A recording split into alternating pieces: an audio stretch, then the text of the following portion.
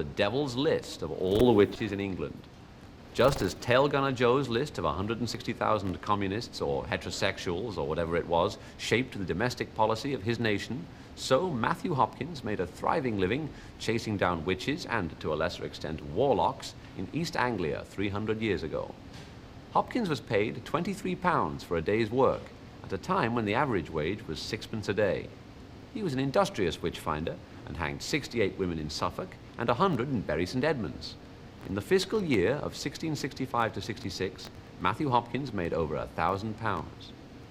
Tonight's film, the story of Matthew Hopkins, featuring an old Moviedrome favorite, Vincent Price, was the object of considerable outcry over its gratuitous violence.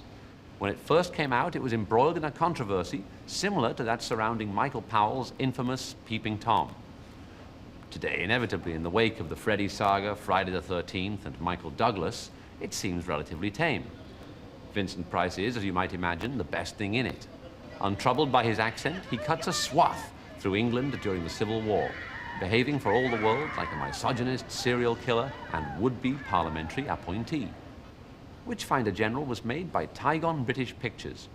Tygon were at the time the principal rival of Hammer horror films, and so you can expect to find the same impenetrable day-for-night shots, the same endless tortured yells, the same attention to period detail and heaving breasts as you would in a carry-on film. Something else Witchfinder General has in common with the British comic cinema is the presence of Wilfrid Bramble, alias Old Man Steptoe, in the role of Master Coach. Also look out for a cameo by Patrick Wymark as Oliver Cromwell. The film was shot like TV by one Johnny Coquillian, who went on to become John Coquillian, cinematographer of Pat Garrett and Billy the Kid, Straw Dogs, Cross of Iron, and The Osterman Weekend. All in all, this is a fairly routine Price horror movie with none of the excessive genius of the Roger Corman Edgar Allan Poe films. The American title of Witchfinder General was The Conqueror Worm, a line from a poem by Poe, presumably chosen to cash in on the success of the Corman films.